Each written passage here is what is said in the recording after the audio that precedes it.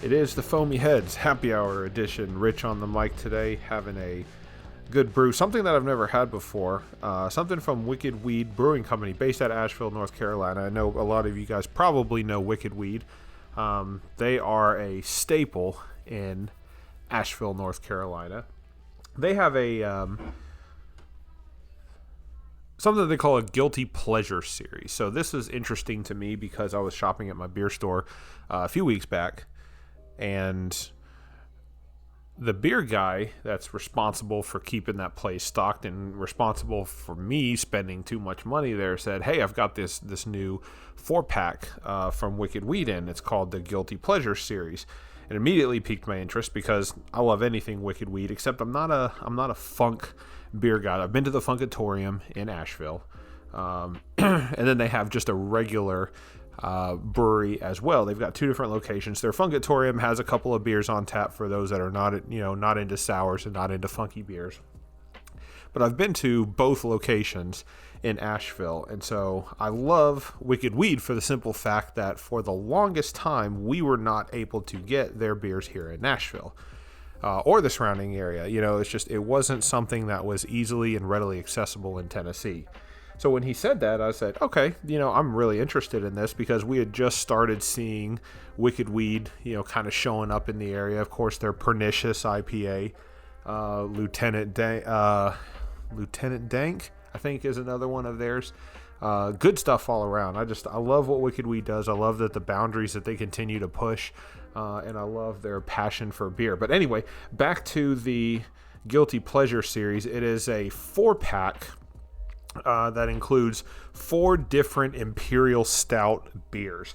12 ounce cans, 4 total. So the Guilty Pleasure's got a Weed Brownie Imperial Stout. That's exactly what it sounds like. It's got hemp/weed-like flavors. Milk and Cookies is their second Imperial Stout. That's got like a raisiny, golden raisin and vanilla flavor. They've got their S'mores Imperial Stout, cinnamon, chocolate, vanilla, all the flavors that you expect in a s'more stout. And then, of course, the last one here that I'm drinking today is German chocolate cake. This is an Imperial Stout with chocolate and coconut, so it's kind of based on the German chocolate cake style. So I'm really excited to get into this today. Just running through the spec sheet real quick. 8.8%. Imperial Stout brewed with chocolate and coconut flavors. I'm not too big into coconut, so I'm hoping that it's a little bit more on the mild side from a coconut standpoint. But it's okay if it's not. I'm trying to open up my palate a little bit to some flavors that I wouldn't traditionally like otherwise in a style of beer. But in a German chocolate cake style stout, you almost have to have coconut. I mean, that's kind of one of the staples, right? So I'm willing to look past that. Just pouring it, boy, this beer is thick. Like I said, 8.8% ABV. The IBU count escapes me. I don't have that number on hand with me, but looking at the description on Untapped, it says it's velvety smoothness and entrapping darkness. The stout surrounds you with the rich luxury of black forest. Fresh coconut counters chocolate notes for a balanced indulgence. Okay, I want to touch on that real quick. The coconut countering the chocolate notes for a balanced indulgence.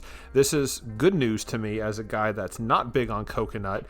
Love chocolate in a stout, but also understanding that there is a time and place for other flavors that can potentially balance out something heavy on the chocolate end side of things. And if it's going to be coconut, okay, let's just roll with it. I'm okay with it.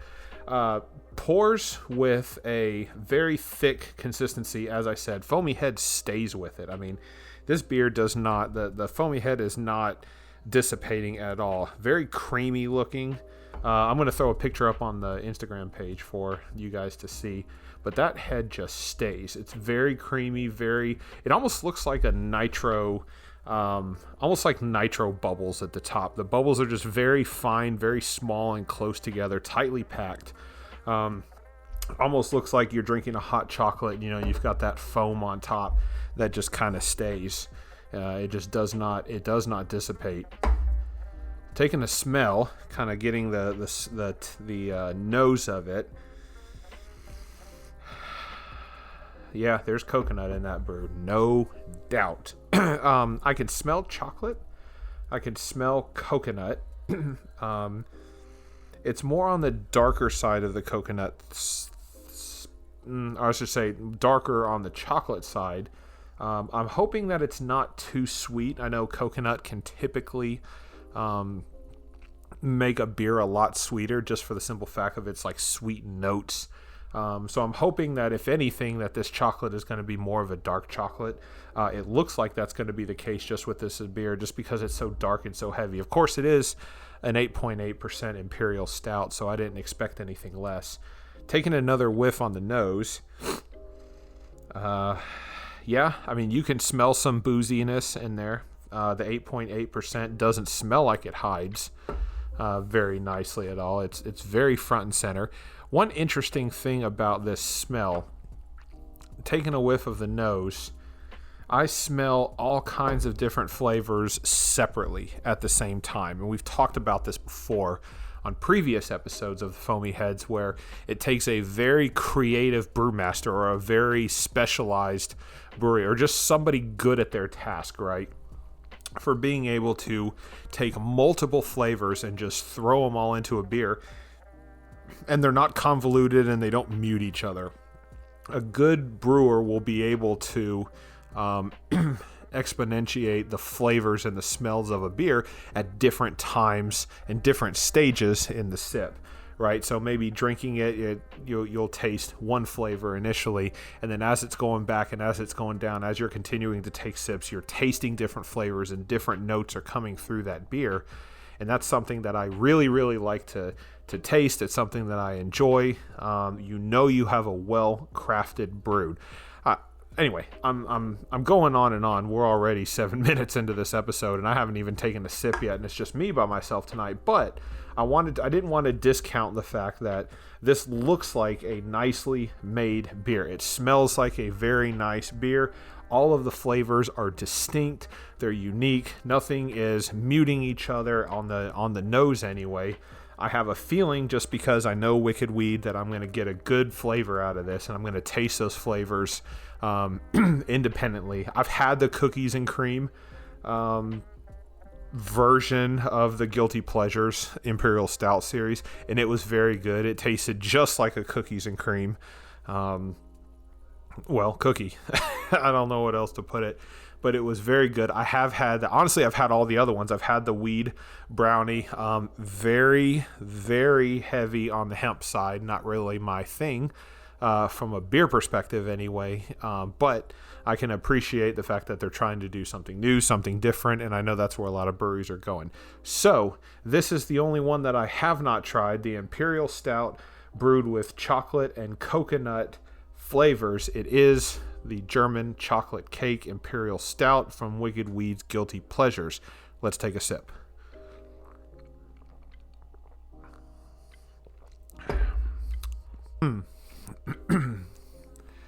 Heavy on the coconut. Wait, hold on a second. Hang on. I got to get another sip. I'm tasting. So, okay. Initial sip before I get into it again.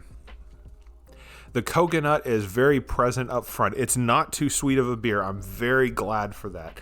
It is definitely sweet. You know, it is an Imperial Stout, so you're going to get those sweet notes on the front and on the finish as well. And then in between with stouts, right, it's always a crapshoot. You never know what you're going to get with an Imperial Stout in the middle of a sip. On this one, in particular, coconut notes up front and center. I mean, like, hits you in the face.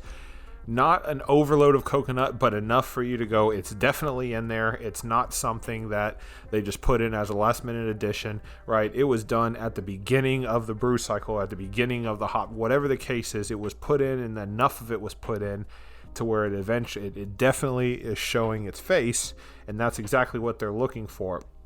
The middle of the sip has that boozy kind of bitter stoutness that you'd get from an Imperial Stout, almost like a bitter chocolate, like a dry dark chocolate, and that's what I get in the middle. And then on the end, there's just leftover notes of coconut, probably carrying over from the beginning of the sip, but the chocolate is what shines here. So very dark chocolatey.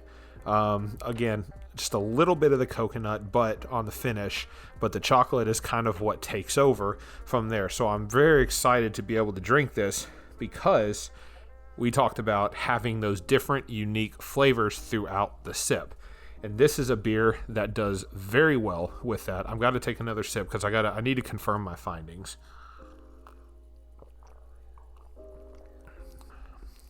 Yeah.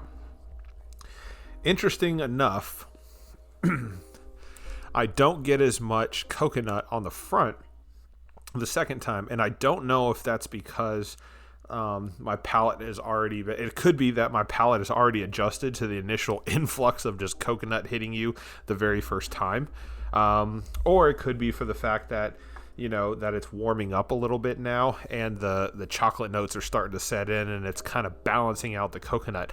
I'm tending to believe that that's what the case is. This beer was, you know, even from the time we poured it, you know, the oxygen gets in and it starts warming up and the beer starts, you know, releasing its flavors a little bit more as the beer gets warmer. Even in the 5 minutes between the first sip and the next, it's considerably warmed up some. And the coconut flavors are just not as present at the beginning as they were initially. And again, it could be because my palate is used to it already, or it could be due to the beer opening up and warming up. It could be a combination of the two. Let's get into a third sip and see what we taste. Yeah. Again, coconut is there, but it's not hit you in the face at the beginning like it was the first time. The dark chocolate definitely comes in and takes over. That is always present. And that is something with beer as it warms up. If you're drinking chocolate in a beer, whether it's dark chocolate, milk chocolate, whatever the case may be, any type of Imperial Stout or porter that you have, as it warms up, it's going to get sweeter and those chocolate notes are going to become more and more present. And that is just something that the chocolate flavor profile does. Coconut, I don't know. If there was less chocolate in there, I would imagine the coconut would probably shine through more as the beer gets warmer, but the chocolate is definitely the harsher of the two. Coconut's kind of more of a mild flavor when you're mixing it with chocolate. So that's what I'm getting. Final thoughts on the beer. It definitely tastes like a German chocolate cake style beer. Actually, it almost tastes like German chocolate cake in general. I will say, having the rest of the Guilty Pleasure series, the Milk and Cookies taste just like Milk and Cookies. The Weed Brownie did taste like Weed Brownie, although I think they were kind of more going for just a heavy hemp, dank and skunky type flavors. It was not as much as described on the brownie part as it was on the weed part. The s'mores, honestly, the s'mores Imperial Stout, chocolate, vanilla, cinnamon, I did get cinnamon and I did get chocolate. I didn't get vanilla, and for me that was kind of the missing link for that beer. I didn't drink. If somebody would not have told me what the title was of this beer, right? If this beer wasn't called S'mores Imperial Stout, Richard, this is a S'mores Imperial Stout, I don't believe I would have gotten that. I don't know what I would have called it. It could have been just a regular Imperial Stout to me. I don't know. But out of all of them, the German chocolate cake, the one that we are enjoying right now, tastes the most like its title.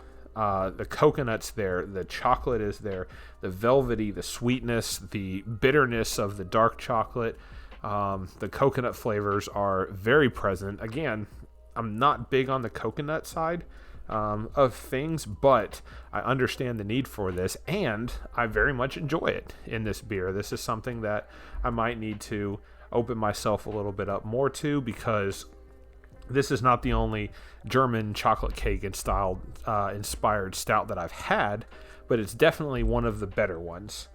So I think this is going to be good. I'm really excited to finish this beer. If you guys have had this one before, comment down on our Instagram page when we post it.